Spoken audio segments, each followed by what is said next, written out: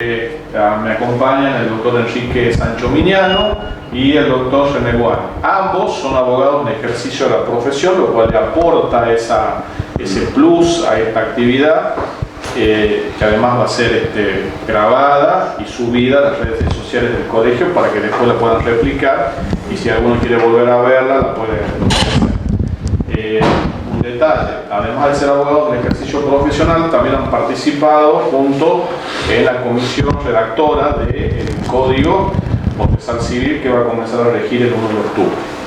La idea de este conversatorio es que inicie René, inicie la apertura de la actividad, y luego se suma Enrique Sancho Miñano. Los temas que van a exponer ambos son temas totalmente desde el punto de vista evidentemente práctico, y la idea es que ustedes participen y le puedan hacer preguntas o tengan dudas, consulten, porque la idea es que esta charla sea muy interactiva. Bien, así que bueno, los dejo con los colegas, les damos la bienvenida y las gracias por haber aceptado participar de la actividad. También doy la bienvenida al presidente que nos acompaña siempre en estas actividades. Bien, buenas tardes a todos y todas. Buenas tardes a mis queridos colegas de la Perla del Sur y alrededores. Debo entonces, en primer término, agradecer a Martín Tello, al doctor Martín Tello, por su gentil invitación, y al doctor Diego Valls, y en ellos a todos los colegas de Concepción. La verdad que quería también aprovechar para felicitar y reconocer la loable tarea que vienen llevando a cabo durante todas estas décadas ya, porque ellos no son tan jóvenes como ustedes, porque la verdad que el esfuerzo y la pasión que ponen por el derecho y que permanentemente están con los temas de actualización, la verdad que es importante también reconocer a ellos ese esfuerzo que hacen y que redunda siempre en beneficio de todos nosotros. También quiero agradecerles a ustedes, que son los presenciales y los virtuales, con quien tengo el agrado de participar de este encuentro que me gustaría llamarlo o denominarlo dialógico. ¿Por qué hablo de una conversación o de un diálogo? Porque acá se va a propiciar, o por lo menos eso voy a intentar, una discusión sobre nuestro, y lo hago de todos, el nuevo Código Procesal Civil y Comercial de la provincia. Y también quería plantearle como un desafío que implica debatir entre todos la implementación de este código, que va a empezar a regir a partir del 1 de octubre. Como ustedes saben, fue sancionado el 3 de mayo del 2022, publicado en el boletín oficial a partir del 10 de abril y entrará en vigencia y en vigor a partir del 1 de octubre. 1 de octubre cae un día sábado, así que efectivamente comenzará a regir un día lunes 3 de octubre. Entiendo que el debate que debemos generar entre todos es el de la nueva justicia civil, en un proceso razonablemente proporcionado en su tramitación y justo en su decisión, pero siempre de cara a los ciudadanos. Como suele decir el profesor Álvaro Pérez Ragone, ponerle rostro humano a la justicia. Y eso lo logramos a través de normas claras, pero que consagren reglas éticas. La moralización del proceso se impone entonces como uno de los mandamientos esenciales de este nuevo modelo de proceso civil y comercial por audiencias orales. Desde la antigüedad, la Real Cédula de Aranjuez, al instituir en 1794 el Tribunal del Consulado con jurisdicción para todo el virreinato del Río de la Plata y sentar las bases del que habría de ser nuestro procedimiento civil y comercial, consignó en un precepto contundente el deber de actuar en juicio a estilo llano, verdad sabida y buena fe guardada. Famosa frase que consagra los principios de lealtad, probidad y buena fe que intentaré transmitirles a ustedes hoy.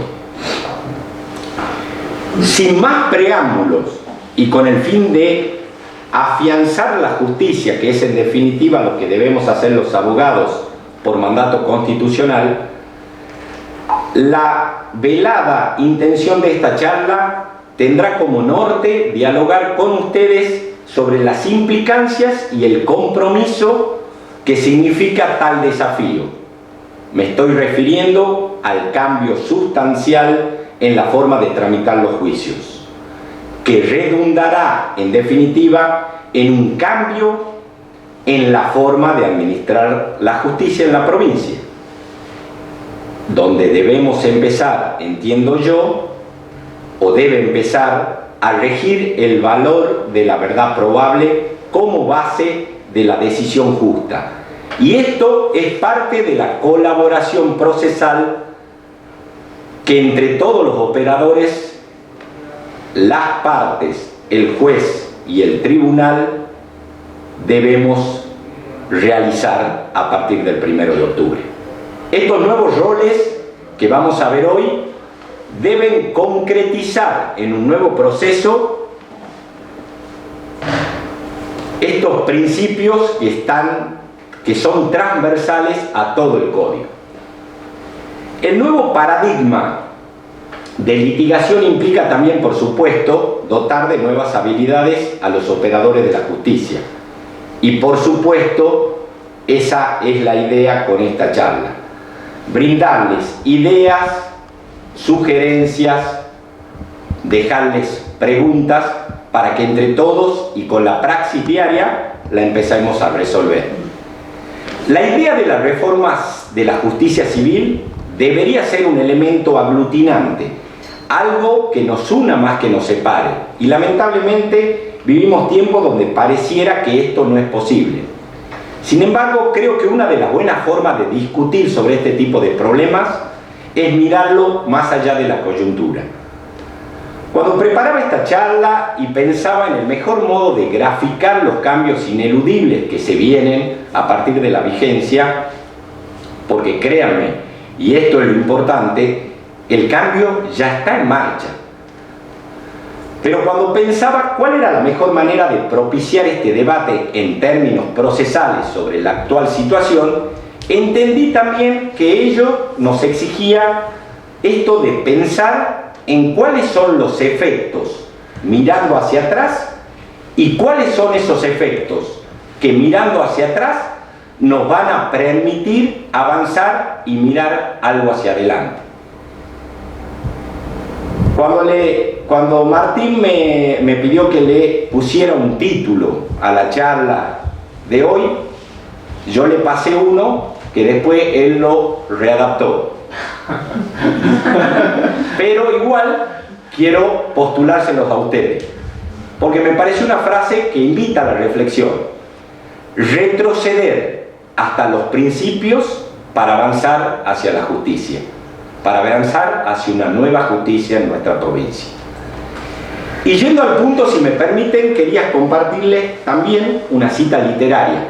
Decía el poeta español Antonio Machado: caminante no hay camino, se hace camino al andar. Y de consuno con tal reflexión, invitarlos ahora sí a todos ustedes a recorrer este nuevo camino juntos. Una pequeña miscelánea antes de entrar en los temas de la convocatoria, y prometo ser breve. Es que en este contexto de la pandemia, hoy resulta ineludible no hacer siquiera una mención, aunque más no sea rasante. Es una verdadera tragedia humana, pero nos sorprende también en el camino de la Agenda 2030 de Naciones Unidas, que como ustedes saben, Naciones Unidas acordó en el año 2015 el Plan de Desarrollo Sostenible para el mejoramiento de la calidad de vida de las personas que habitan este planeta, y lo llamó un esfuerzo compartido. Fue un momento importante, fue también, como ahora, un reconocimiento hacia atrás. Cuando se trabajó en la agenda de Naciones Unidas, se decía que había llegado a sacar de la línea de indigencia un poco más de 1.000 millones de personas, y que tomando la última década del siglo pasado, la primera de este y la que transcurre, era demostrable la gran evolución en términos de rescate de la pobreza extrema y de la pobreza de millones y millones de personas. Lo que hacía que se empezara a trabajar no ya tan solo en la mera desigualdad del acceso económico, sino en un programa de desarrollo sostenible organizado por todos los estados. Es interesante esto, y sobre todo dentro de los objetivos que se fijó la humanidad, y acá la humanidad pareciera un término demasiado grande, pero creo que es representativo de lo que pasó. Hubo un consenso entre todos los estados de Naciones Unidas sobre una agenda de desarrollo sostenido, que tenía como eje o como primera frase significativa no dejar a nadie atrás. Y para lograrlo, dentro de los 17 objetivos, el objetivo número 16 era promover sociedades justas, pacíficas e inclusivas. Y dentro de ese objetivo está el de promover el acceso a la justicia, lo cual me permite pensar que estamos hablando de un valor muy importante para la calidad de vida de las personas humanas cuando nos referimos al acceso a la justicia, cuando hablamos de calidad del servicio de justicia. No deberíamos dudar entonces si es esencial o no el servicio. Claro que lo es esencial. Pero el problema es que muchas veces, producto de las tradiciones culturales, de una mirada corta, nos olvidamos de la repercusión y de la importancia que tiene el tema del proceso equitativo y el acceso a justicia. Esta es la premisa, digamos, el gran horizonte que está detrás de este nuevo Código Procesal Civil, y que espero dejar planteado al menos en esta charla. No digo dar una respuesta, pero sí al menos me conformo con dejar esbozados los lineamientos generales, las bases fundantes y los principios fundamentales sobre los cuales debemos edificar entre todos y lograr construir una nueva justicia para las tucumanas y los tucumanos. La idea que intentaré plantear o poner sobre la mesa, sin demolerlos de aburrimiento, es ver la reforma procesal civil desde una perspectiva de los principios y su materialización concreta en la actuación procesal, con el fin de transparentar el modo de actuación de los sujetos procesales, enmarcado o dentro del marco de una nueva visión de roles y responsabilidades del Estado y de quienes trabajamos para hacer realidad la justicia. El reclamo de transparencia, sumado a la inmediación y la oralidad, va unida a una necesidad cada vez más exigida de reglas de juego claras y de juego limpio en todos los procesos. El derecho procesal moderno asiste, por ende, al renacimiento de los principios de lealtad, probidad y buena fe. La moralización del proceso se impone. El proceso no es una tierra de nadie o un sector privilegiado o un mundo separado al margen de la ética. Y si ustedes me presionan un poco, yo a estas alturas suelo terminar diciendo que ya no es un problema de si estamos a favor o en contra de la moralización de los procesos, de la aplicación de principios procesales o del deber de decir verdad, sino que es en definitiva una exigencia cultural. Esto es, ya la gente está cansada, no cree más en un sistema de justicia que no tenga como presupuesto la colaboración, la veracidad. Entonces podemos estar a favor o en contra desde el punto de vista académico, pero al final del día lo que es importante es que hay una creciente disminución de la credibilidad de la sociedad en el sistema de justicia.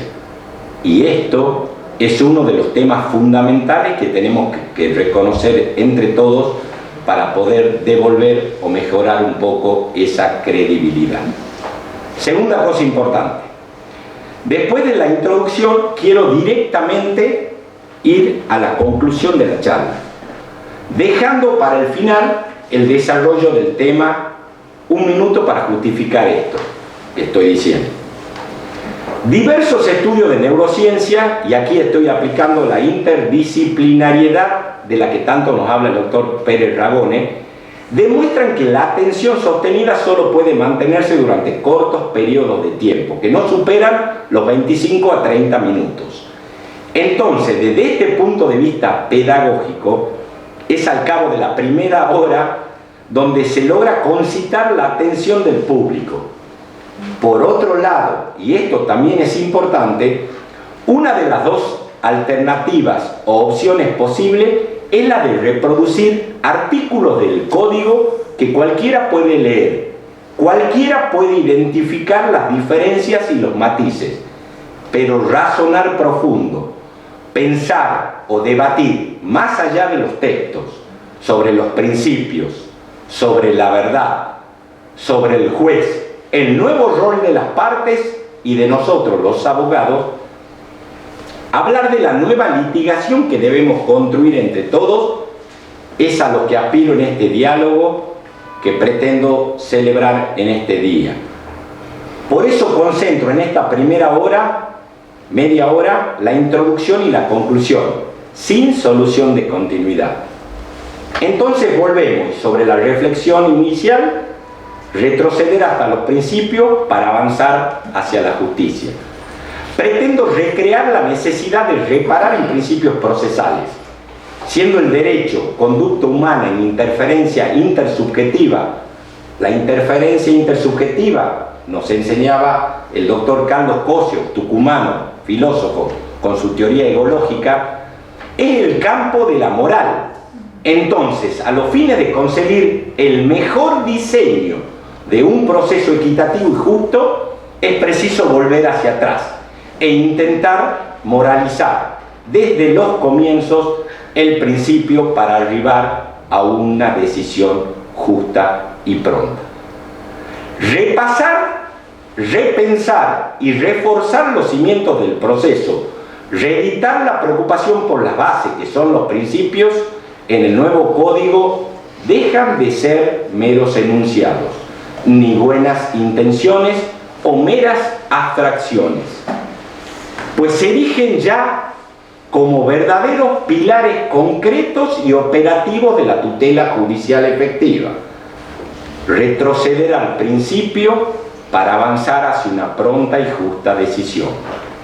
Y para intentar graficar lo que debiera representar este nuevo paradigma de litigación procesal, que, como les dije, se inicia a partir del sábado 1 de octubre, o al menos intentar darles o delinearles un marco referencial hacia donde deberíamos orientar nuestra conducta procesal, nuestro quehacer diario en el ejercicio profesional, y a su vez coadyuvar en la implementación de esta nueva justicia en la provincia que debemos, repito, construir entre todos a partir de este nuevo código procesal. Para ello elegí un pasaje de una novela. En la obra de Ítalo Calvino, Las ciudades invisibles, cuya trama transita el encargo que hizo el emperador tártaro Kublai Khan para inventariar las ciudades bajo su dominio, se ubica un diálogo entre Marco Polo y Kublai Khan. Marco Polo le describe un puente a Kublai Khan y lo hace detalladamente, piedra por piedra. Entonces Kublai Khan lo interrumpe. Pero, ¿cuál es la piedra que sostiene el puente? Marco Polo responde: el puente no está sostenido por una sola piedra. Es la línea del arco que ellas forman lo que sostiene el puente. Kublai Khan se molesta y lo increpa. Si lo único importante es el arco, ¿por qué me hablas entonces de las piedras? Y Marco Polo le contesta: porque sin piedras no hay arco. ¿De dónde? Si equiparamos el puente con el camino que hay que atravesar hacia la justicia, el proceso justo es el arco que lo sostiene. Los principios procesales esenciales de los que vamos a hablar en esta disertación son las piedras que forman la línea del arco. Sin piedras no hay arco, sin arco no hay puente, sin principios procesales esenciales no hay proceso justo, y sin proceso justo no hay modo de acceder a la justicia. De eso se trata modestamente, según mi parecer, de lo que vamos a hablar hoy, cuando hablemos de la nueva justicia civil que todos queremos para Tucumán. Voy entonces, sin más prolegómenos, con el desarrollo de la temática del día de hoy, refiriéndome en primer término a la técnica legislativa que se aplicó en la sanción del nuevo Código Procesal. Voy a decir que hay dos partes en la estructura o en el diseño del nuevo Código Procesal Civil de Tucumán. Una parte general y una parte especial, a diferencia del actual código que directamente arranca con el articulado. No hay una regulación general. La parte general comienza con un título preliminar, los principios. El nuevo código los normativiza en números romanos, que es un pequeño detalle, pero que quiere significar su relevancia e importancia. Luego está el libro primero, disposiciones generales, y en el título primero, inmediatamente después de las disposiciones generales, están reguladas las partes y terceros, y recién después viene el órgano jurisdiccional. Esto no es casualidad, fue adrede, poner en primer lugar a las partes y después recién el órgano jurisdiccional. Implicó una toma de posición por parte de la comisión redactora del anteproyecto, ya que se consideró que al ser el centro de atención el justiciable, lo primero que había que regular eran las partes y lo tercero. No se puede seguir diseñando sistemas de justicia sobre la base de que los importantes somos los abogados o los jueces, o son los jueces y los abogados. En realidad la abogacía y la judicatura es instrumental para que las personas usuarias del servicio de justicia puedan tener una respuesta pronta y justa. En definitiva, la sociedad toda es la que a través de los impuestos y sus tributos paga el funcionamiento de la justicia. Tema no menor para que también lo tengan en cuenta. La parte especial, el libro segundo, donde está rediseñada la prueba como una parte general. Como novedades de la prueba es que tiene una regulación introductoria y también general, ya que es transversal a todos los tipos de procesos. Después se estructura a través del libro, como lo tenemos actualmente al Código Procesal. En el libro segundo tenemos solamente 3 tipos de procesos de conocimiento. Se eliminó el sumarísimo. Quedan el ordinario, el sumario y los procesos especiales. En el libro tercero se regulan los procesos voluntarios, en el libro cuarto los procesos de ejecución, en el libro quinto el proceso sucesorio y en el libro sexto los recursos.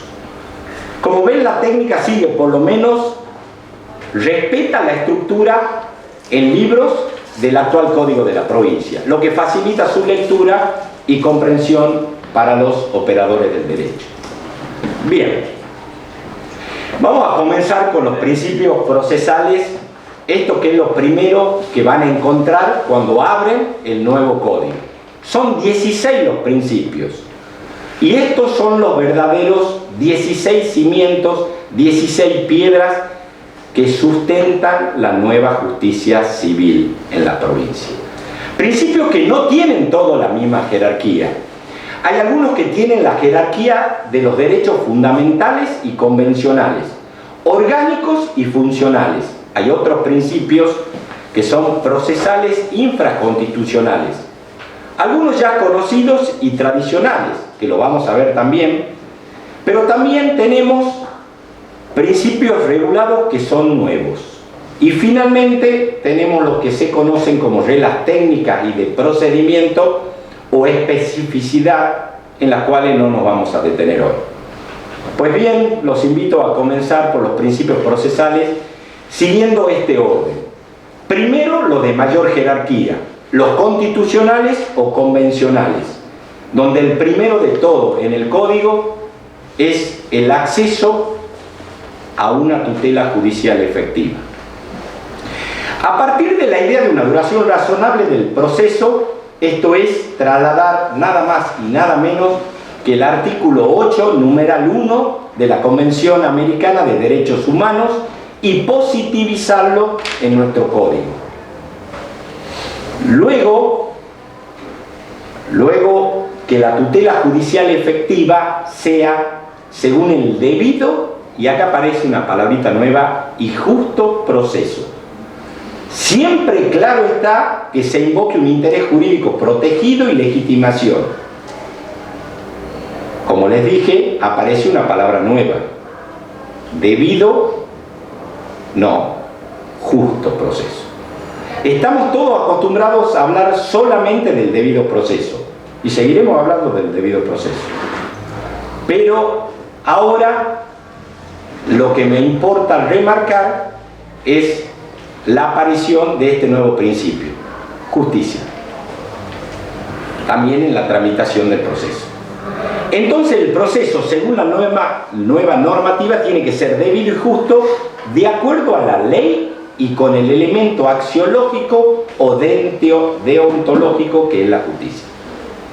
Y el otro elemento importante que trae esta incorporación normativa radica en la posibilidad de participación en el proceso judicial de una manera adecuada a las circunstancias propias de dicha condición de la persona o grupos en situación de vulnerabilidad. Nos acordemos de la premisa de la Agenda de Naciones Unidas, una justicia inclusiva. Estamos hablando aquí de los vulnerables, que son quienes necesitan desde el punto de vista procesal cierta equiparación para evitar un tratamiento injusto o inequitativo. Por ejemplo, niñas, niños y adolescentes. O cuando se está en presencia de los trabajadores en el derecho laboral. Y ahora algo que está muy en boga, de los consumidores. Tenemos entonces que brindar dentro del servicio de justicia acceso a todos, con especial atención a los vulnerables, para que se cumpla la demanda de acceso a una verdadera tutela judicial efectiva. Este primer principio regula el acceso a justicia, pero también regula el tránsito en igualdad de trato y condiciones, mientras se transcurre por los cauces del proceso. Pasemos ahora al segundo principio. Decisión fundada. Acá el nuevo código, al igual que la Constitución de la provincia, en su artículo 28, exige el dictado de una sentencia fundada. Se conecta este precepto con la razonabilidad y racionabilidad de la decisión final. La sentencia se conjuga entonces con la argumentación, con el hecho y el razonamiento probatorio. Dice el segundo principio: el tribunal que entiende la causa tiene el deber de proveer sobre sus peticiones mediante una decisión razonablemente fundada. Decidirá en virtud de los hechos constitutivos, modificativos o extintivos, producidos durante la sustanciación del juicio y debidamente probados. Conecta el hecho con la prueba, con la sentencia, desde la perspectiva de la congruencia y la lógica. Luego pasamos al tercer principio regulado en nuestro nuevo código: debido contradictorio. Se debe brindar un efectivo contradictorio, esto es, asegurar a las partes la igualdad de tratamiento con relación al ejercicio de los derechos y a la aplicación de sanciones procesales, Se busca a través del contradictorio pleno que las partes tengan la posibilidad de influir en igualdad de condiciones ante el juzgador para que éste pueda decidir en su favor. Esto es, en lenguaje claro y simple, el debido contradictorio. Igualdad de oportunidades para ser oído. Igualdad de oportunidades para contradecir a la contraparte. Y, ¿por qué no, también igualdad de oportunidades para contradecir al juez? El punto central de este principio, no caben dudas, finca en los hechos alegados y controvertidos por las partes, que deben ser debidamente atendidos en la primera audiencia de cara al juez, con la presencia obligatoria de las partes, estos que los americanos suelen llamar un día en la corte. La duda acá no está en los hechos, que como vimos se debe garantizar el debido y efectivo contradictorio, sino que está en el derecho, lo que todos conocemos como el iura novi curia. Las partes alegan los hechos y el juez pone o impone el derecho. Si bien no se incorpora un artículo específico al respecto, entiendo y compartiendo la opinión del profesor Álvaro Pérez Ragone, que inclusive escribió un artículo al respecto, no caben dentro del nuevo código o del nuevo sistema de justicia que entre todos debemos construir la posibilidad de lo que se llaman decisiones sorpresivas por parte del juez. Repito, si bien no se incluye la prohibición al respecto como está incorporado, por ejemplo, en forma expresa en el Código Procesal de Brasil del 2015, la prohibición de decisiones sorpresivas, frente a un caso en que las partes aleguen, siempre hablamos de derecho, una hipótesis A, el actor, una hipótesis B, el demandado. Si el juez entiende que cabría la posibilidad de una hipótesis C, el juez debe citar a las partes a un contradictorio, plantearle la hipótesis C y permitirles el contradictorio pleno sobre esa hipótesis C. Recién entonces tomar la decisión en derecho y dictar la sentencia al respecto, después de ser oídas las partes. Muchas veces en el ejercicio de la profesión nos topamos con decisiones tomadas por los jueces de derecho, repito, pero que no tuvimos la posibilidad de rebatir o contradecir. Sepan que hay otros países y otros modelos que para la hipótesis que sean sorpresivas a las partes la decisión del magistrado y que no fueron tratadas por ellas, mucho menos confrontadas, rebatidas o debatidas, se puede recurrir al superior para que sean revisadas. Esto para que lo tengan en cuenta.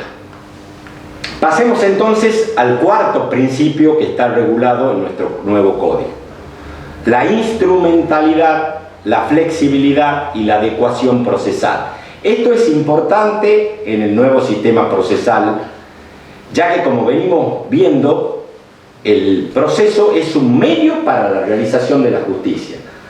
Todos los intervinientes en un proceso judicial deberán hacer prevalecer la tutela efectiva, evitando el excesivo rigor formal.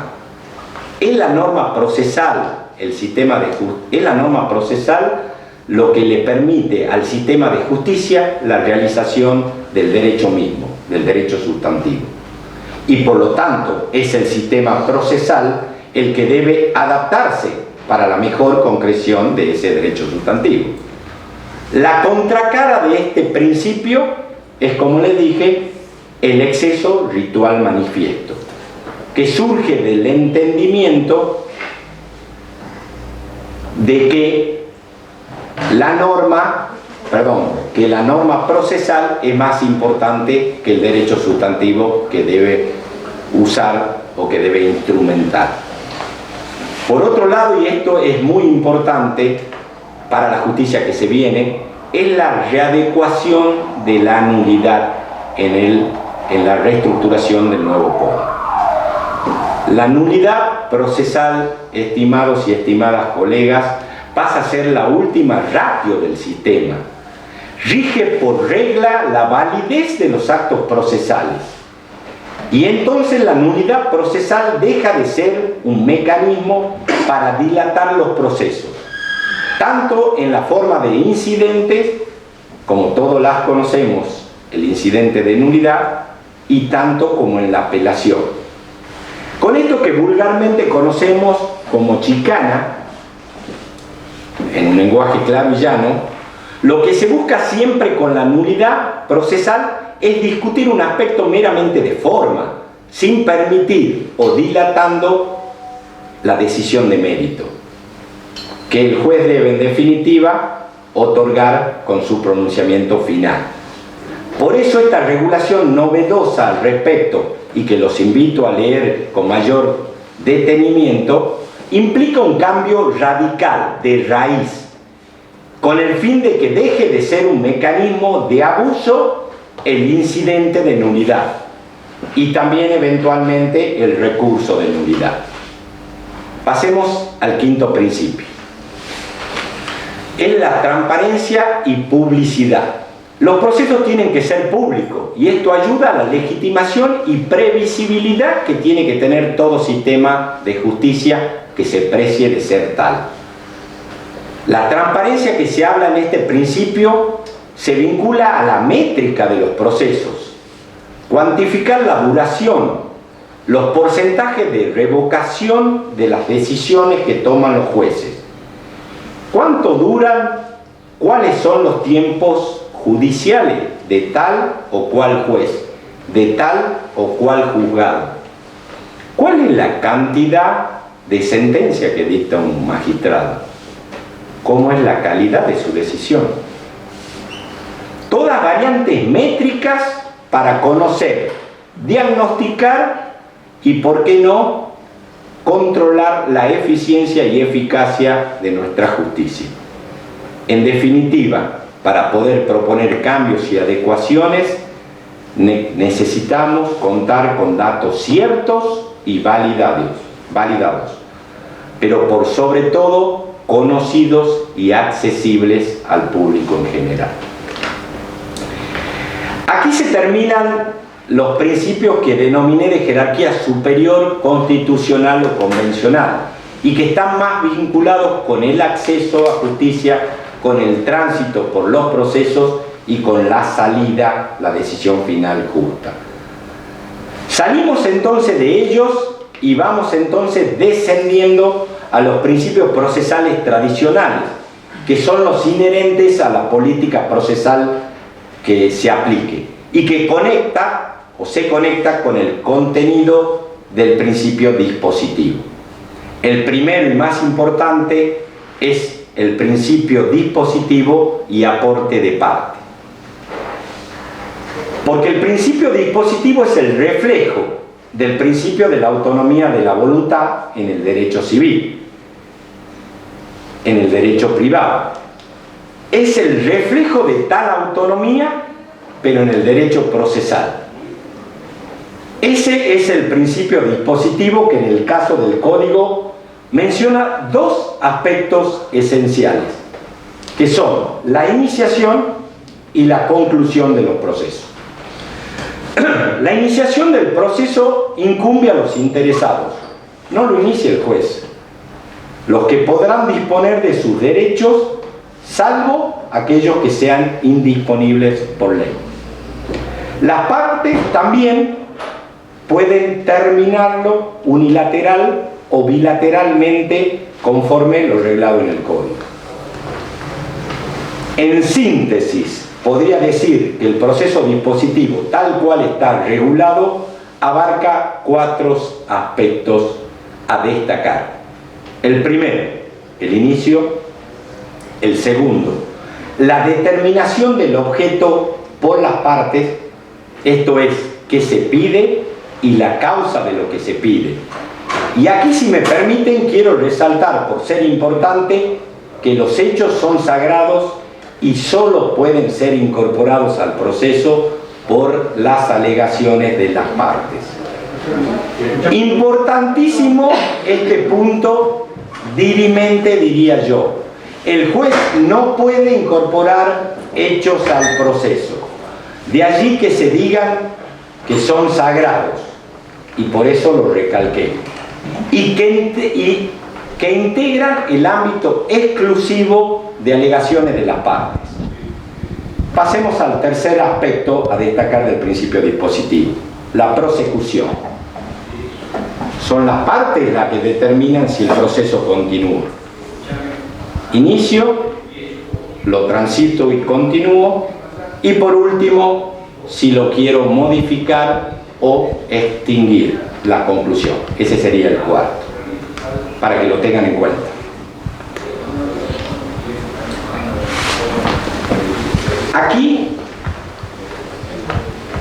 Aquí entiendo, para dar un ejemplo, en la primera audiencia, cuando el juez y la parte dialogan sobre los hechos y la prueba ofrecida, puede ser un ámbito propicio para ejercer también lo que se habla o se conocen como pactos procesales. Esto es con respecto a la modificación dentro del transcurso del proceso.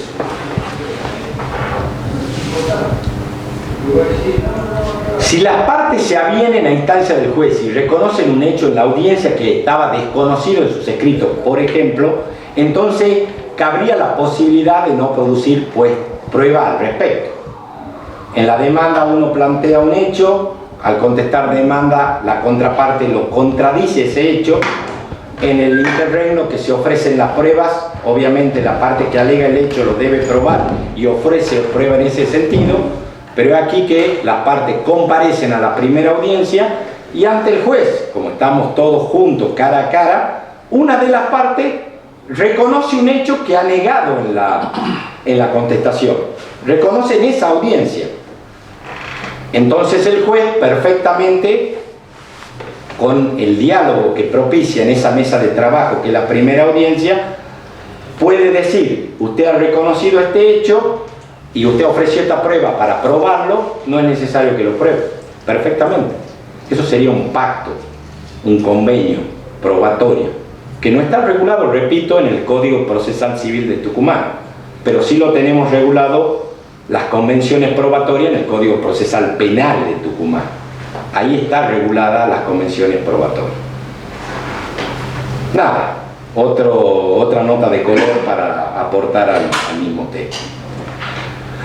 Luego, en el impulso procesal, acá hay otro cambio radical o de paradigma. El código nuestro establece, y esto fue muy debatido en el seno de la comisión, incluso se consultó con los magistrados de primera instancia, el impulso, y se adoptó un sistema bifronte. El impulso procesal corresponde al juez y corresponde a las partes. Impulso procesal compartido. Ambos tienen, uno el deber y otro la carga de impulsar el proceso, evitando su paralización, salvo que, repito, que el impulso corresponda exclusivamente a la parte. La etapa de postulación, esto es la demanda, la contestación, la oposición de excepciones, toda la parte escrita que se conserva en el proceso ordinario está impulsada fuertemente por las partes, principio dispositivo. Pero cuando el juez fija, mediante un proveído, la citación a la primera audiencia, todo queda en cabeza del juez, para que lo tengan en cuenta también. Esto fue una combinación de un impulso compartido, juez más parte, parte más jueces. Otro principio clásico, la dirección del proceso. A la dirección del proceso se le adiciona un nuevo principio procesal, junto a otra palabra que la complementa.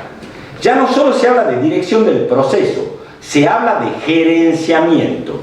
El juez como gerente que tiene recursos escasos, el tiempo y los costos, y por ende debe velar y administrar no solo los tiempos y la duración de los procesos, sino también, y a la par, los costos de los mismos. Como servidor público y administrando justicia al menor tiempo posible, y esto también lo vamos a ver más adelante. Bueno, pasando a otro principio que se aplica con la nueva estructura esta del código, del proceso ordinario por audiencias. El primero que surge de los principios es la inmediación. Tanto las audiencias como las diligencias de prueba que así lo permita se realizarán, y esto es lo importante, por ante el juez con la presencia del juez, quien no puede delegarlas en otro funcionario bajo pena de nulidad absoluta. Es decir, la presencia del juez en la audiencia oral y pública es condición necesaria bajo pena de nulidad para la validez de las audiencias orales. No cabe más la delegación de funciones. Las partes y el juez cara a cara. Por eso, cuando se habla de algo escritural que pasamos a un sistema oral, no sería lo correcto hablar así, porque el nuevo Código Procesal mantiene en lo que se puede la escritura y también mantiene o innova en la oralidad en lo que se aplica. Entonces, la terminología correcta sería de hablar de procesos por audiencias, que combinan tanto la escrituración como momento que se da la oralidad. Otro principio que también se aplica en la audiencia, la celeridad y concentración. Esto es tratar de llevar a cabo la mayor cantidad de hechos posibles que puedan caber en la audiencia. Realizarlos sin demora, tratando de unificar en un acto todas las diligencias posibles.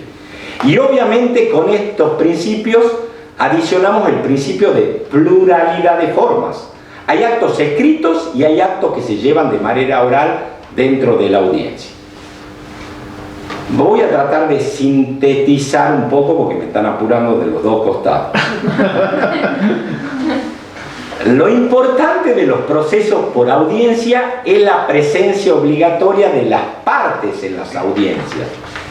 Para el profesor Álvaro Pérez Ragone, uno de los cambios radicales del nuevo código es que las partes tienen que estar presentes salvo justificación extrema. Y la importancia de esto radica en que las partes le ven el rostro al juez, que va a decidir sobre su caso.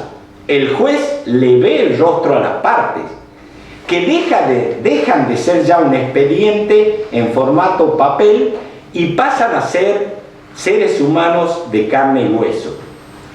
Justicia con rostro humano se está hablando ahora. Pero también hay otro elemento importante. Las partes que están en la audiencia participan en la audiencia. No están como meros espectadores o asistentes. Y ven cómo se desempeña la contraparte. Ven cómo actúa el abogado de la contraparte. Y por sobre todo ven cómo actúa su propio abogado. Este control cruzado en el ejercicio profesional por parte del juez y por parte de las partes impone un cambio radical en el ejercicio de nuestra profesión, para tenerlo en cuenta. Una aclaración, porque siempre se suele preguntar qué sucede con las personas jurídicas. Debemos diferenciar claramente entre el representante de esa persona jurídica del abogado apoderado. Nosotros, cuando actuamos como apoderados, somos los representantes legales de la persona jurídica en los juicios. Pero repito, no somos la parte ni su representante como parte en el proceso. Somos sujetos del proceso que actuamos en representación de uno de los interesados, la parte persona jurídica. Así que las personas jurídicas como las humanas tienen que participar también en la audiencia. El proceso por audiencia también es válido para la apelación libre y para el recurso de casación. Es decir, también van a realizarse audiencias orales en segunda instancia, especialmente en la apelación libre y en la excelentísima Corte Suprema de Justicia en el recurso de casación cuando esto fuere necesario. Un paso atrás y siguiendo con los principios. Me voy a focalizar ahora en los deberes de conducta de las partes y los terceros. Y con esto voy a tratar de cerrar la charla de hoy. buena fe y lealtad procesal. El respeto que se deben los litigantes y la lealtad, buena fe y probidad, que son los principios que rigen las conductas de las partes y los abogados, entre ellos y frente al juez, determinan las conductas procesales. Dentro del nuevo código se adicionan, y esto es otra de las grandes novedades o incorporaciones que trae la modificación legislativa, y es que regulan la buena fe, pero no solo regula la buena fe, sino que también, y esto es de buena técnica legislativa, regula las conductas que se consideran de mala fe. Y acá el código establece un doble juego de sanciones. Tenemos las sanciones que podríamos determinar extraprocesales, que es una multa del 30%, fija el código, pero también tenemos las que serían interprocesales, que es una presunción en contra cuando la conducta de una de las partes no sea la que corresponde, cuando no se desempeña con buena fe o colaboración debida dentro del marco del proceso.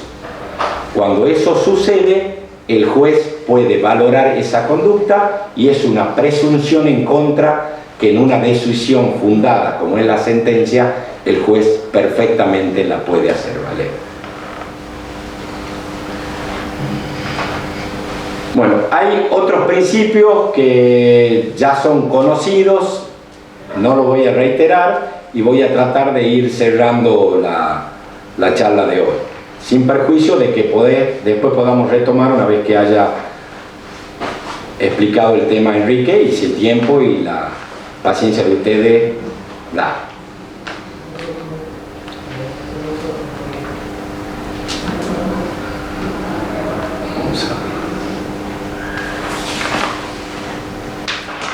No estamos frente a una mera modificación de las reglas existentes, sino que se trata de un verdadero cambio de paradigma.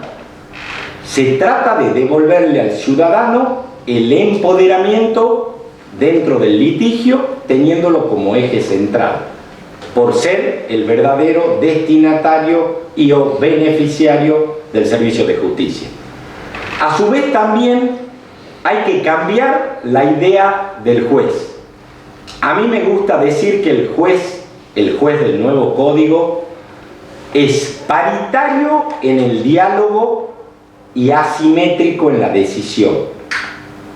Pero en definitiva es quien le pone rostro humano a la justicia. No es poco. Entendiendo que todo ello implica una forma nueva de concebir el proceso y por supuesto responde de mejor manera posible a la efectiva realización de los derechos fundamentales. Es necesario un ensamble, un entrecruzamiento entre los principios y las normas procesales, entre el requerimiento de justicia que necesitan y exigen hoy la ciudadanía toda, y es la respuesta que el órgano jurisdiccional les debe brindar. Coincidiendo o consiguiendo todo esto con un pronunciamiento, una sentencia que resulte oportuna y justa, como sentara la base la Corte Suprema de la Nación en el leading case Camacho Acosta. El nuevo Código Procesal logra asimilar lo sustancial de la actual cultura jurídica procesal civil a nivel global con la lógica de mantener lo que funciona bien, actualizar aquellas cuestiones decrépitas, diría el profesor Otaiza, e incorporar novedades procesales que resultan necesarias para mejorar el acceso a la justicia y la tutela judicial efectiva. De ahora en más, de ustedes depende su materialización y realización concreta. No preguntes qué puede hacer el nuevo Código Procesal o la nueva justicia por ti. Piensa qué puedes hacer tú por la justicia y simplemente comienza a realizarlo. Muchas gracias. Vamos a hablar hoy de un tema que fue de mucho debate en la comisión. Éramos 18 miembros y la verdad encarar este tema, que es la ejecución provisional de la sentencia, fue bastante complicado, porque la ejecución provisional de la sentencia es un instituto muy novedoso, donde se da un debate entre el derecho al recurso y el derecho a una tutela judicial en un tiempo razonable. Antes de entrar en los conceptos, les quiero comentar que sobre la ejecución provisional de la sentencia ahí encontrarán en la doctrina, en la legislación, diferentes terminologías. Así se habla, por ejemplo, se reemplaza el sustantivo ejecución por efectividad, eficacia, ejecutabilidad, y el adjetivo provisional por provisoria, anticipada, inmediata, condicional, etc. En el nuevo código seguimos la terminología más empleada en la legislación comparada, que es ejecución provisional de sentencia.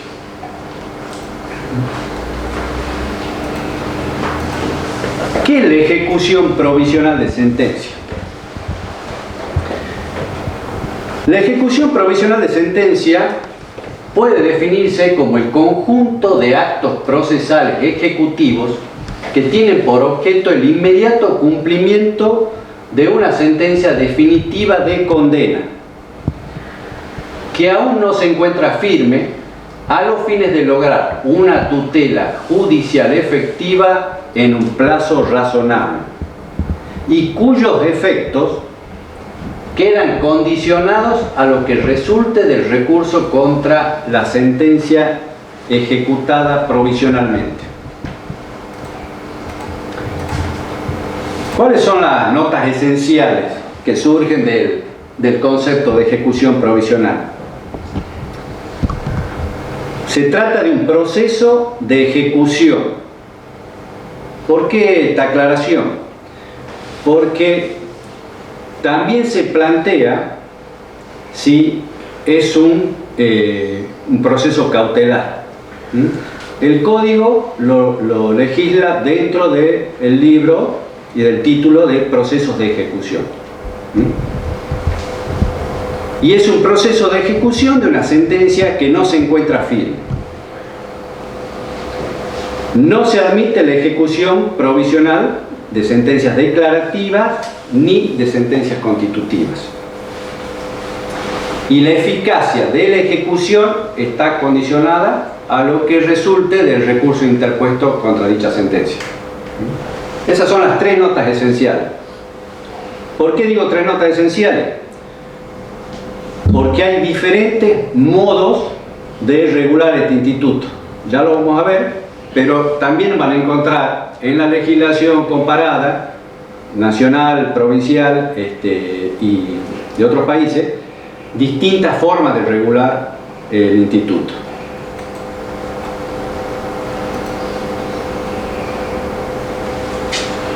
Aquí viene la comparación de la ejecución provisional con las medidas cautelares.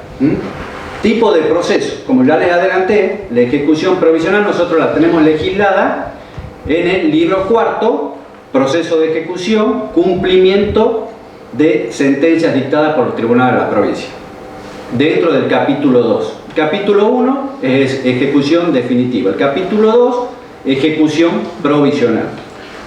Las medidas cautelares responden al tipo de proceso de cautelar. ¿Cuál es el objeto de la ejecución provisional?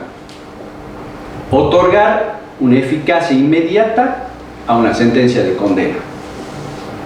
¿Cuál es el objeto de una medida cautelar? Asegurar la eficacia de una sentencia futura. ¿Cuáles son los requisitos de una ejecución provisional? La existencia de una previa declaración judicial sobre la existencia del derecho. La caución no es una nota esencial. En las medidas cautelares, ¿cuáles son los requisitos? Acreditar la verosimilitud del derecho, el peligro en la demora y prestar caución. La resolución dictada por el juez en una ejecución provisional está condicionada, aunque tiene vocación de permanencia. En cambio, las resoluciones cautelares son esencialmente provisorias y mutables.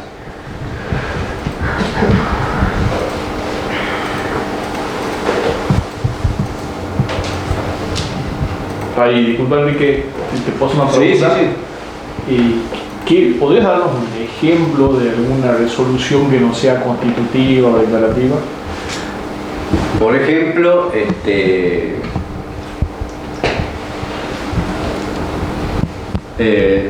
el juicio de familia, declaración de paternidad. Que pega la condena de daños. ¿Cómo? Que pega con una condena de daños. No. Ajá. Por eso, las sentencias declarativas y constitutivas no son ejecutables. Claro. No pueden ejecutarse. La sentencia dictada sobre estado de las personas. Bien. Divorcio, por ejemplo. Perfecto. No, hasta que no quede firme. Hasta que no quede firme. No puede, obviamente, no se puede ejecutar provisionalmente. Bien.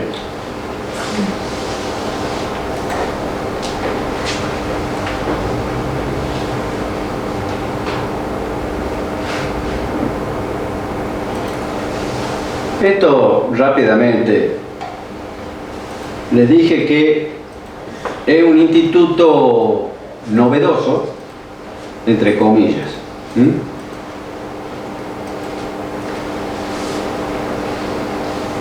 Como ven, desde Alfonso el Sabio, ¿no es cierto?, ya había algunas disposiciones que hablaba de los graves perjuicios que puede ocasionar la suspensión de algunas sentencias, de lo que resulta la necesidad de que se ejecute.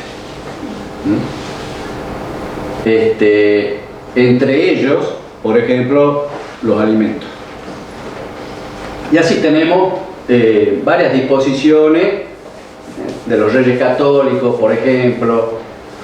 Pero vamos al antecedente del Código Procesal de la Nación, que es la Ley de Enjuiciamiento Civil Española, que es la ley que regula el proceso civil en España.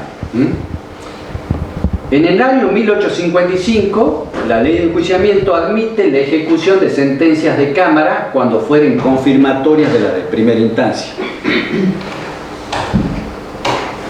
En el derecho nacional, tomamos como fuente esa ley. Y así tenemos la ley 4055 que admitía, que es de 1902, que admitía la ejecución de la sentencia de Cámara cuando fuere confirmatoria de primera instancia, dando fianza de responder de lo que se percibiese si el fallo fuera revocado.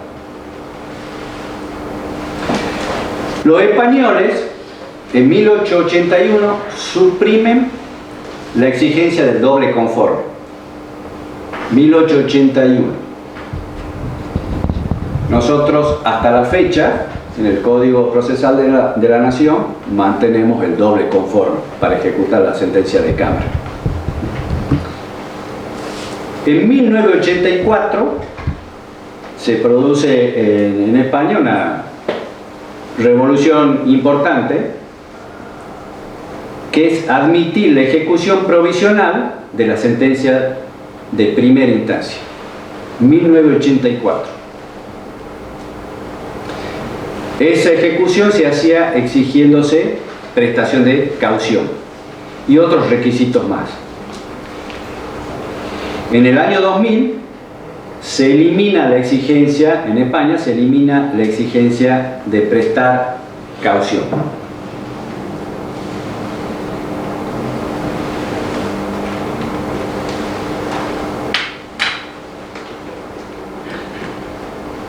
ver, en el ámbito nacional y también en el ámbito provincial tenemos algunas excepciones que están dadas por el tipo de efecto del recurso.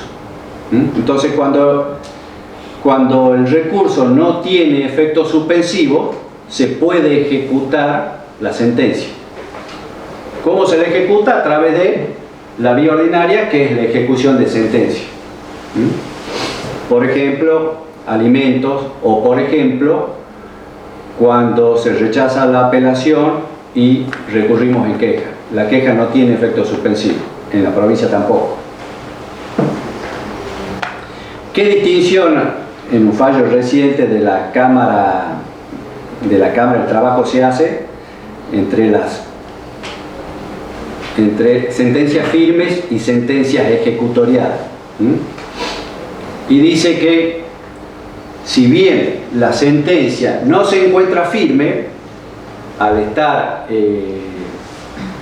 recurrida sin efecto suspensivo, esa sentencia está ejecutoriada, o como también se dice, esa sentencia causa ejecutoria y puedo ejecutarla por la vía ordinaria de ejecución de sentencia.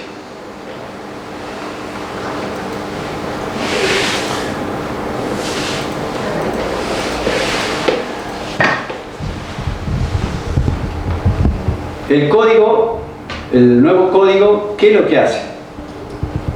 Distingue ejecución definitiva de ejecución provisional.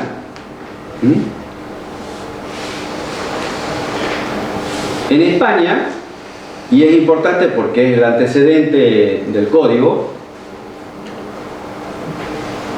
hay un debate sobre qué relación tiene esto, qué relación tiene el efecto del recurso con el tipo de ejecución. La ley de enjuiciamiento del año 2000 dice que la apelación contra la sentencia desestimatoria de la demanda y autos que pongan fin al proceso, el recurso no tiene efecto suspensivo.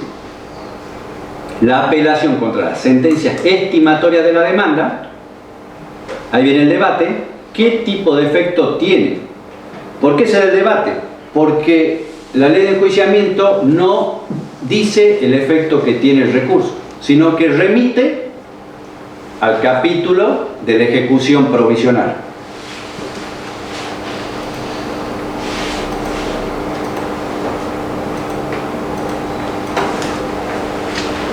Un sector de la doctrina, seguido, encabezada por Montero Aroca, por ejemplo, dice que al remitir al capítulo de ejecución provisional, el recurso de apelación no tiene efecto suspensivo. Otro sector importante de la doctrina española dice que sí tiene efecto suspensivo.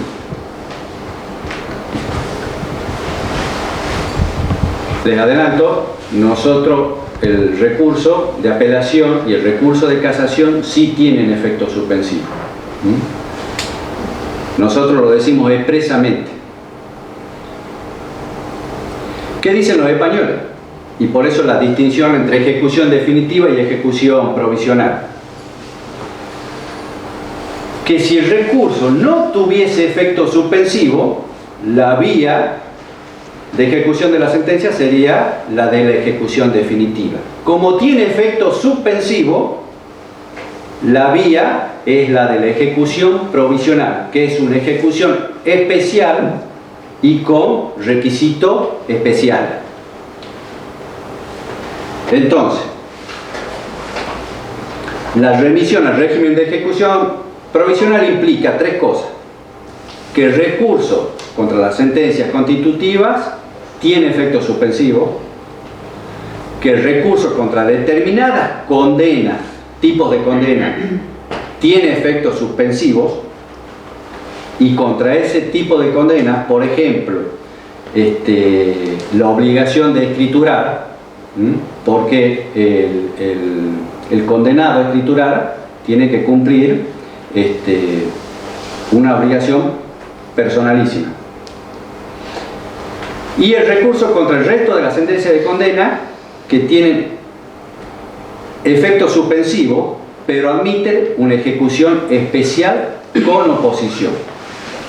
Nosotros, en el nuevo código, tenemos, siguiendo el modelo del Código Procesal Laboral, tenemos un modelo de ejecución sin oposición, que al quedar firme la sentencia definitiva adquiere el carácter de sentencia de remate y se cumple inmediatamente. ¿Qué significa eso? Que si hay fondos embargados, se puede pedir directamente la orden de pago.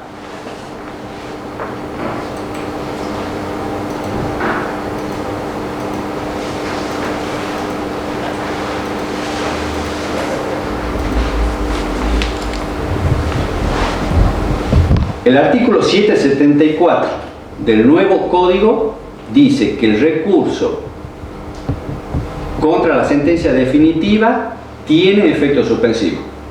Es el mismo artículo que tenemos en el código actual. Y si la providencia que concede el recurso no dice el efecto, se entiende que es suspensivo. Pero en el artículo 776 se incorpora una regulación novedosa que habla concretamente de cuál es el efecto del recurso con efecto suspensivo en la competencia del juez. Dice que concedido el recurso con efecto suspensivo, queda suspendida la competencia del juez hasta que le es devuelto el expediente para el cumplimiento de lo resuelto en la instancia superior. No obstante, el juez podrá seguir conociendo de los incidentes que se sustancien por pieza separada y de todo lo que refiere a la administración, custodia y conservación de bienes embargados, siempre que la apelación no verse sobre esos puntos. También tiene competencia para conocer en la ejecución provisional de sentencia. Es decir, la forma en que hemos regulado este instituto coincide también con el anteproyecto del nuevo Código Procesal Civil de la Nación. Entonces, no hay margen para el debate que se ha dado en la doctrina española. El recurso de apelación y el de casación tienen efecto suspensivo, pero esto implica que la sentencia recurrida solo puede ejecutarse por la vía limitada de la ejecución provisional y no por la vía ordinaria de la ejecución definitiva de sentencia, reservada exclusivamente para la ejecución de sentencias firmes o de aquellas recurridas sin efecto suspensivo.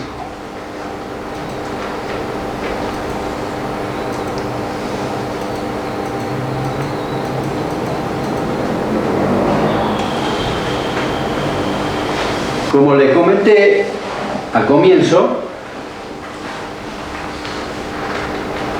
la ejecución provisional puede regularse de distintas maneras. La solución radical es darle prevalencia absoluta a la ejecución, por ejemplo, como tiene el Código Procesal de la Nación en el artículo 242, donde no está permitida la apelación en razón del monto. O darle prevalencia absoluta al derecho al recurso, como teníamos en el código, en el viejo código, donde no se puede ejecutar bajo ninguna circunstancia una sentencia que no se encuentre firme. ¿Cuáles son las soluciones intermedias? Hay 4 tipos de soluciones en la legislación comparada. La muy restringida, que permite la ejecución provisional exigiendo fianza al ejecutante para cubrir eventuales daños al ejecutado si la sentencia es revocada, acreditar peligro en la demora. El segundo es acreditar peligro en la demora. Ese es el modelo que siguió Uruguay adoptando el Código General de Proceso en el año 88. En el año 95, Uruguay elimina la exigencia de acreditar peligro en la demora. La solución restringida, que era la española del año 1984, que era exigir fianza. Una solución amplia, donde no se exige fianza, pero se permite al ejecutado la oposición por motivos graves o prestando caución. Y la muy amplia, que es la que adopta España en la ley de enjuiciamiento del año 2000, que no exige caución y la oposición es por motivos excepcionales.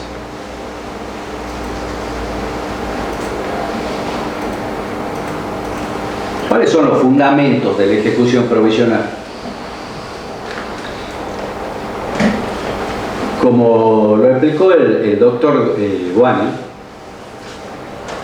es muy importante que avancemos hacia un proceso justo, distribuyendo la carga del tiempo del proceso,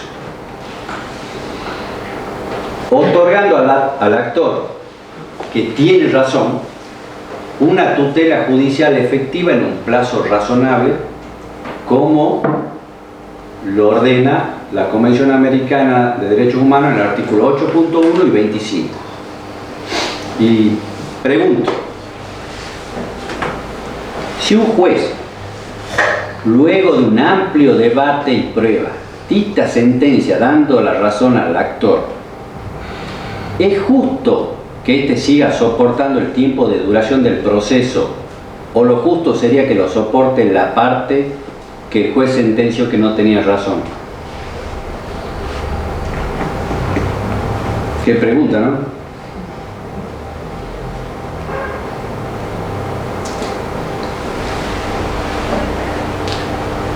Segundo fundamento. Lo que se pretende con la ejecución provisional es desincentivizar la utilización de las vías recursivas como una estrategia dilatoria. Tercero, incentivar la conciliación antes del dictado de la sentencia, cuando las partes y los abogados van a saber que inmediatamente de dictada va a poder ser ejecutada provisionalmente.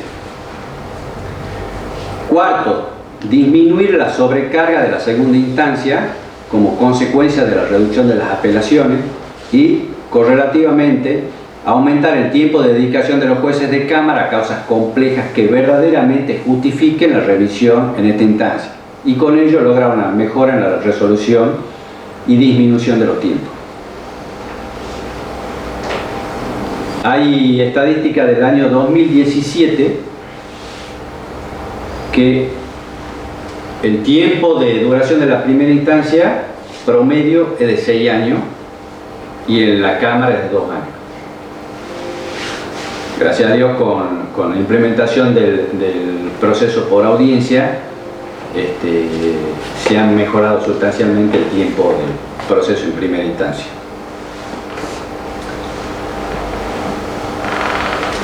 Por último, fortalecer, y esto es muy importante, la administración de justicia y fundamentalmente a los jueces de primera instancia, que con el nuevo código sus sentencias van a poder ser en principio inmediatamente efectivas por la vía de la ejecución provisional y no meras sentencias declarativas o platónicas.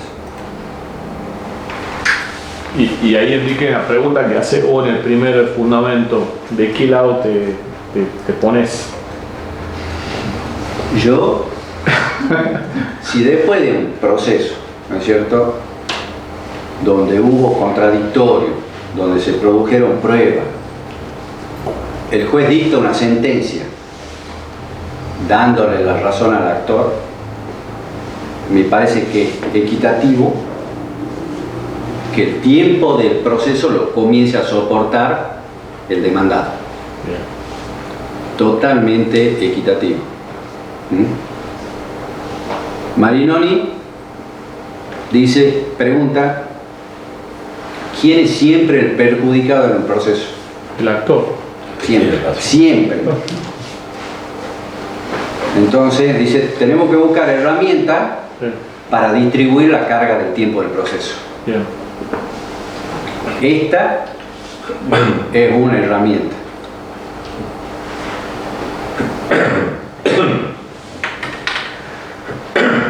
Las estadísticas disponibles, la experiencia de los profesionales,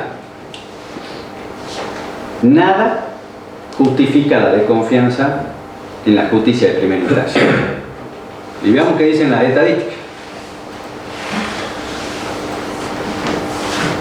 Vamos a España, que tienen un sistema amplio de ejecución provisional. La tasa de confirmación de sentencias es del 61,4%. Esto está tomado de la página del Poder Judicial de España. Son estadísticas que lleva el Consejo General del Poder Judicial. Justicia dato a dato, y llevan una estadística año por año. El 61% de las sentencias son confirmadas en segunda instancia. El 17,5% son totalmente revocadas. El 20,5% son modificadas y el 0,7% son anuladas.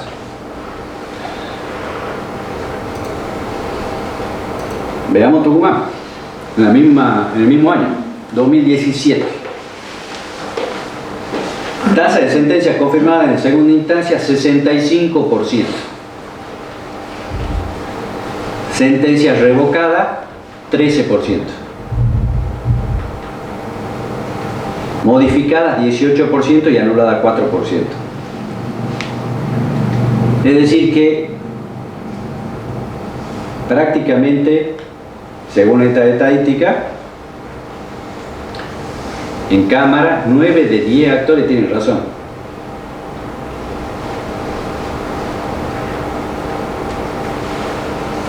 Creo que no hace falta más argumentos. Ahí está la comparación de tasas de sentencias confirmadas entre España y Tucumán. Incluso Tucumán tiene un porcentaje 3,6. un poquito mejor.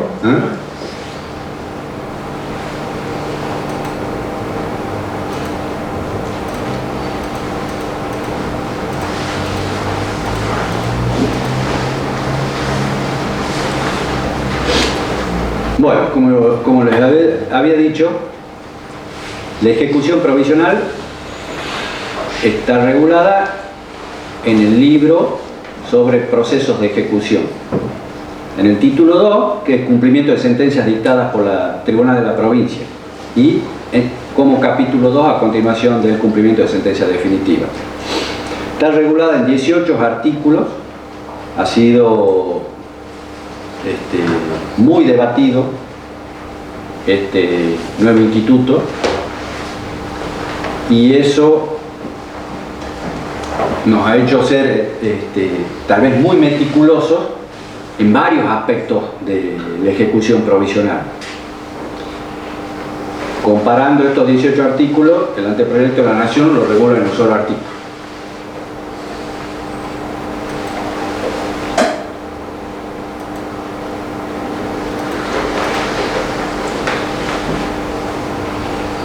El artículo 625 dice que la ejecución provisional de la sentencia definitiva de condena que no se encontrará firme, se seguirá el procedimiento establecido para la ejecución definitiva, observándose las siguientes reglas. Se solicita únicamente a instancia del ejecutante y éste asume íntegramente la responsabilidad de la ejecución. Por ello ustedes se pueden estar preguntando, ¿es necesario que diga que se solicita únicamente a instancia del ejecutante? Pregunta, ¿qué opina? Y bueno, siguiendo lo que habíamos mencionado hace minutos, sí, es la parte actora, en principio, la que tiene la sentencia confirmada, me parece. ¿Qué es lo que sucede? Esto lo tenemos que comparar con la ejecución definitiva. La ejecución provisional únicamente a instancia del ejecutante. Uno de los proyectos que tuvimos como fuente fue el proyecto de Perú. En el proyecto de Perú, el anteproyecto la sentencia firme puede el juez, en casos excepcionales de vulnerabilidad, iniciarla de oficio. La ejecución de sentencia firme. Aquí queda abierta a la interpretación de la jurisprudencia, de los planteos que hagan los colegas, qué sucedería con la ejecución de una sentencia firme en el nuevo código en un caso de excepcional gravedad y vulnerabilidad. La ejecución provisional queda inmediatamente sin efecto si la resolución impugnada es anulada o revocada totalmente. Si lo fuere parcialmente, la ejecución queda sin efecto solo en el extremo anulado o revocado. En ningún caso puede negarse la ejecución provisional cuando se trate de obligación de dar suma de dinero, salvo los casos de suspensión previstos en este capítulo. La ejecución también comprende el cobro de costas y multas.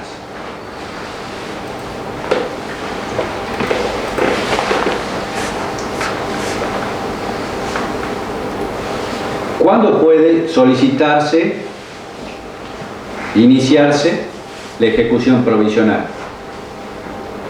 Aquí también teníamos dos alternativas.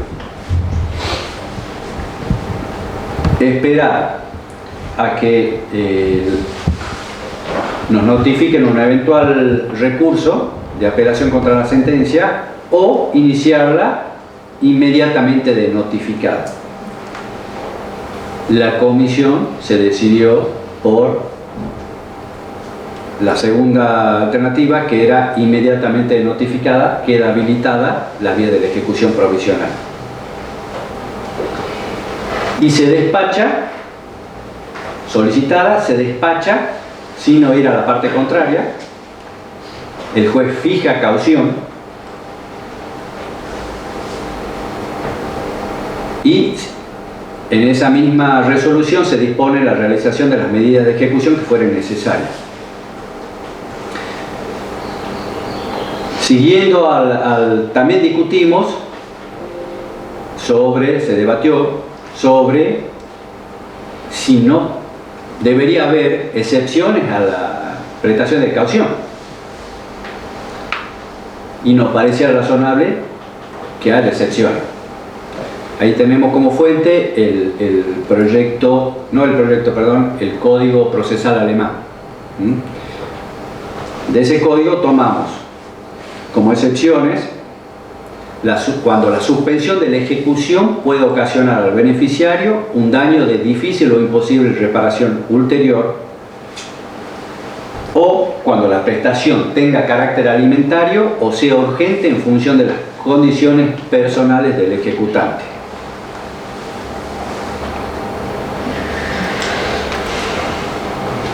Ahí me imagino que también se incluyen los honorarios nuestros. Exactamente. Eso es algo que beneficia a nosotros. Exactamente. Que podemos ejecutar y tiene carácter alimentario, o sea que estaría. Exactamente. Se usaría esa ejecución. Se podrían ejecutar honorarios sin exigirse caución. Que el abogado preste caución. Pero ahí también comentar la novedad con respecto a la ejecución de honorarios. Ya no se aplica el pronunciamiento de la Corte de la obligatoriedad de ejecución. La sentencia regulatoria es ejecutable lisa y llana. Claro. No tengo que intimar de pago y sacar trance por los honorarios.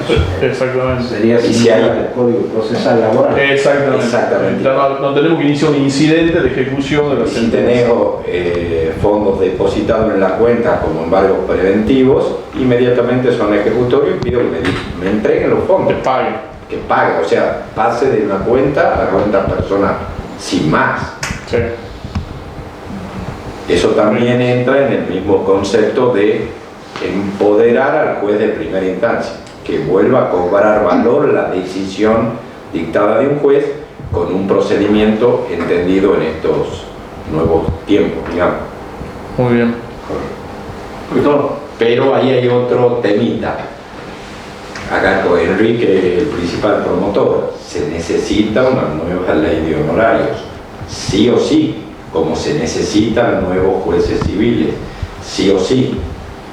Y también, para analizar el tema de la conducta de las partes en el proceso, un código de ética judicial y para el ejercicio profesional. Todo eso hace al sistema integrado de la nueva justicia que hay que se viene, porque ya está. Bien.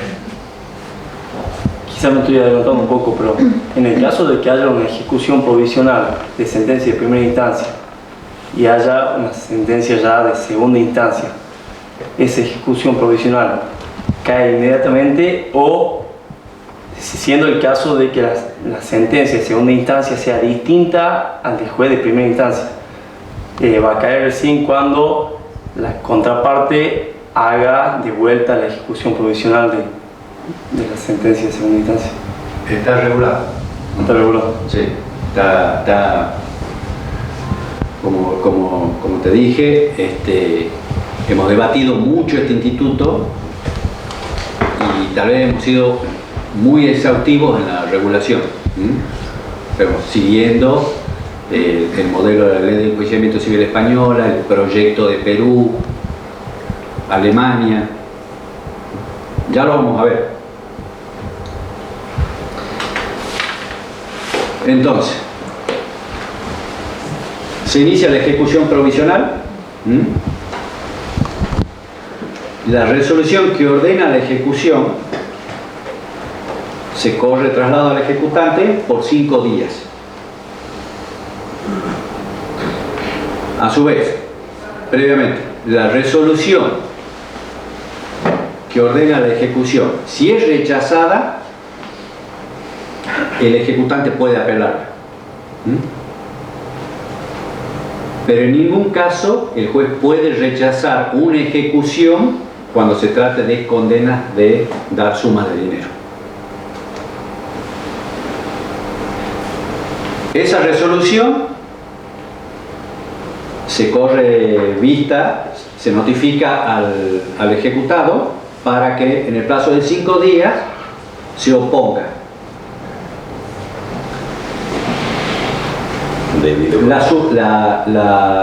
La oposición no suspende la ejecución ni los actos ejecutivos o en vías de ejecución. De esa oposición se corre traslado al ejecutante por 5 días también. Contestado el traslado, vencido el plazo para contestarlo, pasa el auto para sentencia y la sentencia debe dictarse en el plazo de 15 días. ¿Qué puede suceder? Si la resolución hace lugar a la oposición, el ejecutante puede apelar. Si la resolución rechaza la oposición, la misma va a ser irrecurrible.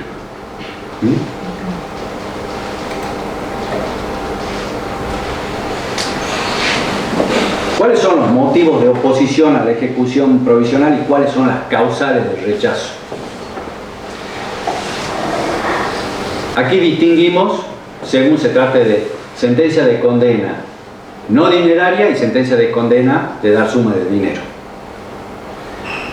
Cuando se trate de ejecución de condenas no dinerarias, los motivos son los siguientes. Cuando sea imposible o de extrema dificultad restablecer la situación existente antes de la ejecución. Cuando sea imposible o de extrema dificultad compensar económicamente al ejecutado mediante el resarcimiento de los daños y perjuicios que se le causaran si la sentencia ejecutada fuese revocada, o cuando fuere. Y el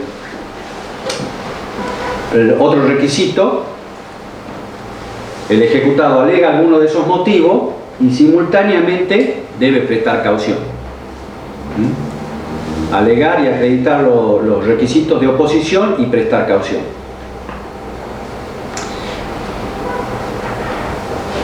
Los motivos el único motivo de oposición a la ejecución de una sentencia de condena de dinero es la insuficiencia de la caución. De eso se corre traslado por 5 días.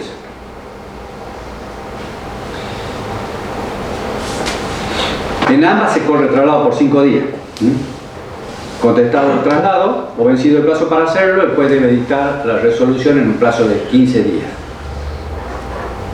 En el primer supuesto, el juez rechazará la oposición cuando el ejecutante hubiere prestado caución suficiente para garantizar que, en caso de revocarse la sentencia, se restablecerá la situación existente antes de la ejecución o, de ser imposible, se van a resarcir los daños y perjuicios. Cuando, en atención a la naturaleza de los derechos discutidos, existe el riesgo fundado de que el derecho no sea oportuna y plenamente satisfecho. Y cuando el ejecutado no hubiere prestado caución suficiente para responder por los daños causados por la suspensión de la ejecución. Esas son las 3 causales del rechazo a la oposición de la ejecución de sentencias de condena no dineraria. Respecto a la ejecución de sentencias de condena de dinero,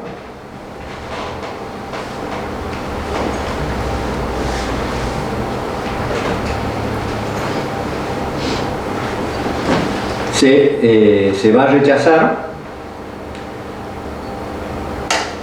solo se suspende la ejecución cuando la caución fuere insuficiente. Sin embargo, subsisten los embargos y las medidas de garantía que se hubieran adoptado o las que se ordenaran.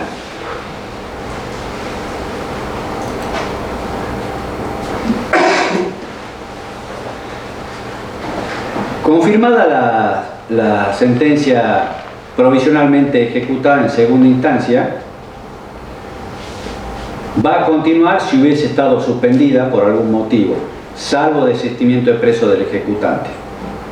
Si la sentencia provisionalmente ejecutada queda firme, la ejecución sigue adelante como definitiva. Ahí, si el actor hubiese prestado algún tipo de cauciones, quedarán sin efecto también las cauciones que hubiese prestado el ejecutante. Ahí viene qué sucede cuando se revoca la sentencia provisionalmente ejecutada. La revocación de la sentencia objeto de ejecución provisional, revocada la sentencia, el ejecutante está obligado a realizar inmediatamente todos los actos necesarios para revertir las cosas al estado anterior a la ejecución provisional. Inmediatamente.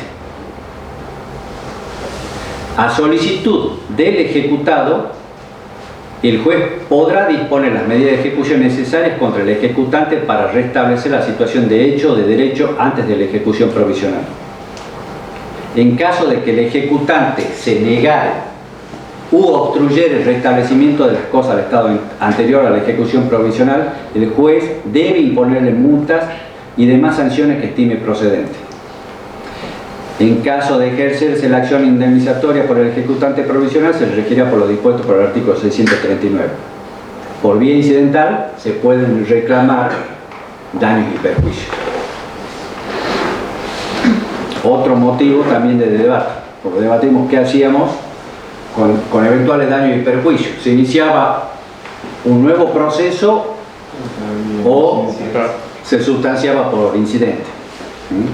Nos pareció más razonable que fuera por incidente.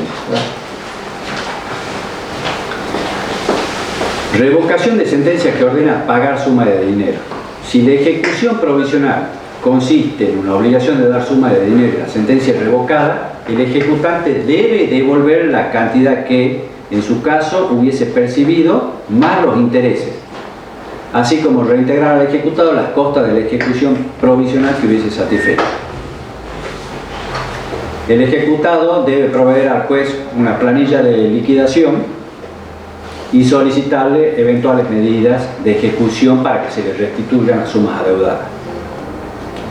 Posteriormente, el juez ordena el pago previo contradictorio. El ejecutante puede oponerse únicamente a la cuantía de la deuda, pero en su escrito debe acreditar el depósito de la parte de dinero que no fue objeto de la oposición. En caso de ejercer acción indemnizatoria por el ejecutante, se rige por el dispuesto del 639, que es por incidental.